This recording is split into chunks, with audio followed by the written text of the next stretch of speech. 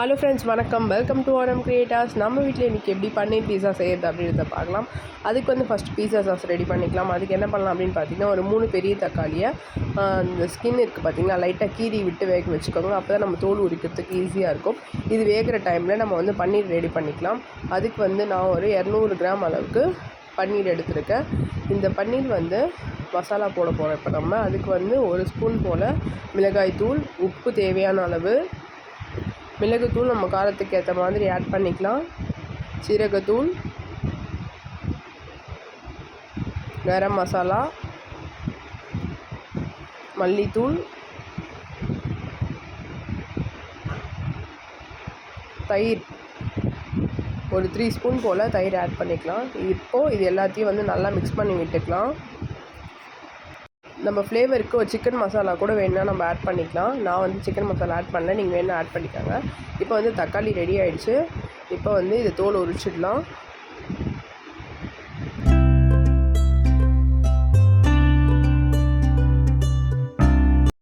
இப்போ இந்த தக்காளி கூட 3 காஞ்ச மிளகாய் சேர்த்து நல்லா நம்ம அரைச்சிக்கலாம். இப்போ இது ரெடி பண்ணியாச்சு. இப்போ வந்து ஒரு கடாயில் எண்ணெய், நெய் இல்லைனா வெண்ணெய் எதுவாக இருந்தாலும் பரவாயில்ல ஆட் பண்ணிக்கோங்க. இப்போ வந்து நம்ம பொடியாக நறுக்கி வச்ச ஒரு பூண்டு வந்து இதில் ஆட் பண்ணிக்கலாம். ஃபஸ்ட்டு இந்த பூண்டு வந்து லைட்டாக எண்ணெயிலேயே வந்து ரோஸ்ட் பண்ணிக்கோங்க. லைட்டாக ரோஸ்ட் ஆனதும் நம்ம அரைச்சி வச்ச தக்காளி, காஞ்ச மிளகா பேஸ்ட் இருக்குது பார்த்திங்களா, அதை வந்து இதில் ஆட் பண்ணிக்கலாம்.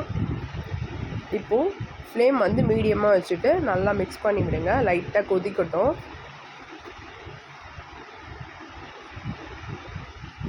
இப்போ வந்து இது கொதிக்க ஆரம்பிச்சிச்சு. இப்போ வந்து தேவையான அளவு உப்பு ஆட் பண்ணிக்கலாம்.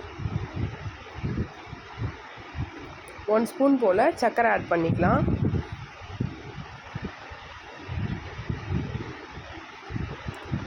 டொமேட்டோ சாஸ் இல்லைன்னா டொமேட்டோ கெச்சப் 1 ஸ்பூன் போல் ஆட் பண்ணிக்கோங்க. இது வந்து நல்லா மிக்ஸ் பண்ணி விடலாம். இப்போ மீடியம் ஃப்ளேம்லேயே வந்து இது லைட்டாக நல்லா கொதிக்கட்டும். கொஞ்சம் டைம் விடுவோம். நம்ம வீட்டில் ரெடி பண்ணுறோன்றதுனால கலர் வந்து லைட்டாக தான் இருக்கும். வேணும்னா கலர் ஆட் பண்ணிக்கோங்க. நான் ஆட் பண்ணல. இப்போ வந்து ஒரு பேனில் லைட்டாக கீ ஆட் பண்ணிக்கலாம். இப்போ நம்ம ஆல்ரெடி பன்னீர் மசாலா போட்டு ரெடி பண்ணி வச்சோம் இல்லைங்களா, அதை வந்து லைட்டாக ரோஸ்ட் பண்ணி நம்ம எடுத்துக்க போகிறோம்.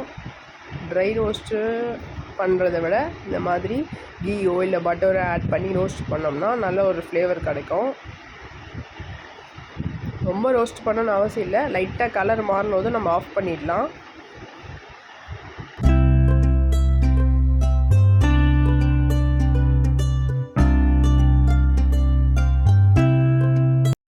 இப்போது பன்னீரும் வந்து மசாலா நல்லா மிக்ஸ் ஆகி ரெடி ஆகிடுச்சு.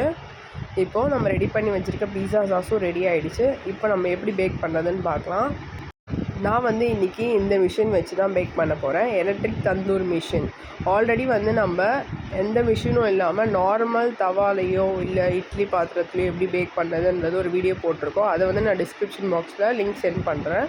இப்போ டாப்பிக்ஸ்க்கு கொடை மிளகா, வெங்காயம், தக்காளி, பன்னீர், அப்புறம் பீஸா சாஸ் இப்படி தான் இருக்கும் நம்ம வீட்டில் ரெடி பண்ணோம். அதுக்கப்புறம் மொசரல்லா சீஸ் அதை வந்து திருக்கி வச்சுருக்கேன். இப்போ வந்து அந்த ட்ரேவை எடுத்து பீஸா பேஸ் வந்து நான் 2 எடுத்திருக்கேன். பீஸா பேஸ் வந்து நான் சூப்பர் மார்க்கெட்டில் தான் வாங்கினேன். ஃபஸ்ட்டு இதுக்கு மேலே நம்ம ரெடி பண்ணி வச்ச ஹோம்மேட் பீஸா சாஸை ஃபுல்லாக அப்ளை பண்ணிடலாம்.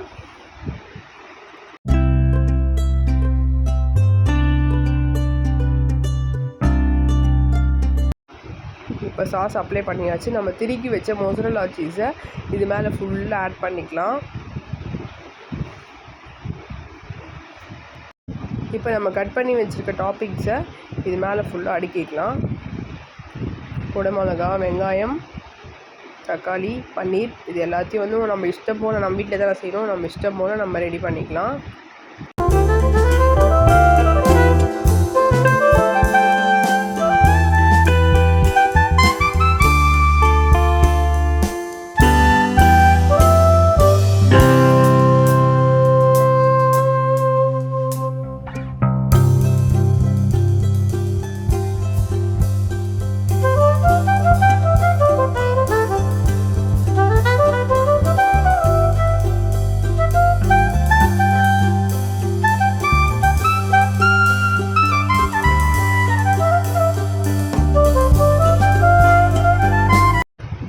நம்மளுக்கு என்னென்ன டாப்பிங்ஸ் பிடிக்குமோ அதை நம்ம ஆட் பண்ணிக்கலாம். இது வந்து வெஜ்ஜு பீஸா அப்படின்றதுனால நான் பன்னீர் ஆட் பண்ணியிருக்கேன். இதே வந்து சேமாக வந்து நம்ம சிக்கன் கூட ஆட் பண்ணிக்கலாம், இல்லை மஷ்ரூம் ஆட் பண்ணிக்கலாம். நம்மளுக்கு எப்படி வேணுமோ அப்படி நம்ம ஆட் பண்ணிக்கலாம்.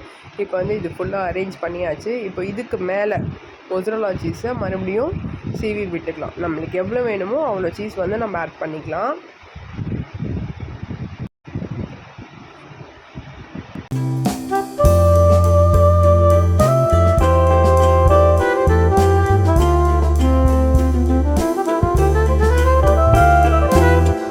இப்போ நம்ம எல்லாம் ரெடி பண்ணி வச்சாச்சு. நான் ஆல்ரெடி சொன்னேன் பார்த்தீங்கன்னா எலக்ட்ரிக் தந்தூர் மிஷின், அதில் தான் நம்ம இப்போ பேக் பண்ண போகிறோம். இதை வந்து நான் ஒரு 5 மினிட்ஸ் போல் ப்ரீ ஹீட் பண்ணியிருக்கேன். 5 மினிட்ஸ்லேயே எவ்வளோ ஹீட் ஆகிட்டு இருக்கு பாருங்கள்.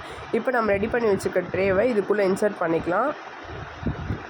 10 மினிட்ஸ்லேயே இந்த மிஷினில் இந்த பீஸா குக் ஆகிடுதுங்க. இந்த மிஷின் இல்லாதவங்க நம்ம நார்மல் பாத்திரத்துலேயே கூட நம்ம வீட்டில் பண்ணலாம். அது வந்து சால்ட்டு போட்டு நம்ம பேக் பண்ணனாலே சூப்பராக பேக் ஆகிடும். அந்த வீடியோவும் நான் டிஸ்கிரிப்ஷன் பாக்ஸில் லிங்க் சென்ட் பண்ணுறேன், மறக்காது போயிட்டு பாருங்கள். டேஸ்ட்டு வேறு லெவலில் இருந்ததுங்க. நம்ம கடையில் சாப்பிட்றத விட நம்ம வீட்டில் ப்ரிப்பேர் பண்ணி சாப்பிட்றதே ரொம்ப சூப்பராக இருக்குது டேஸ்ட்டு. மெயினாக என்ன விஷயம் அப்படின்னு பார்த்தீங்கன்னா, நம்ம பீஸா சாஸ் கூட நம்மளே ஹோம்மேடாக பண்ண பார்த்திங்கன்னா அதுவே செம்ம டேஸ்ட்டாக இருந்தது, சூப்பராக இருந்ததுங்க. நீங்களும் ட்ரை பண்ணி பாருங்கள். இதே போல் நம்ம மஷ்ரூம் வச்சு பண்ணலாம், சிக்கன் வச்சு பண்ணலாம், நம்மக்கிட்ட என்ன வெஜிடபிள்ஸ் இருக்கோ வச்சு நம்ம பண்ணலாம். நீங்களும் டேஸ்ட் பண்ணி பார்த்துட்டு எப்படி இருந்ததுன்னு கமெண்ட் பாக்ஸில் கமெண்ட் பண்ணுங்கள். இதே போல் வீடியோஸ் வேணும்னா நம்ம சேனலை மறக்காமல் நீங்கள் சப்போர்ட் பண்ணுங்கள், சப்ஸ்கிரைப் பண்ணுங்கள். தேங்க்ஸ் ஃபார் வாட்சிங். பபாய்.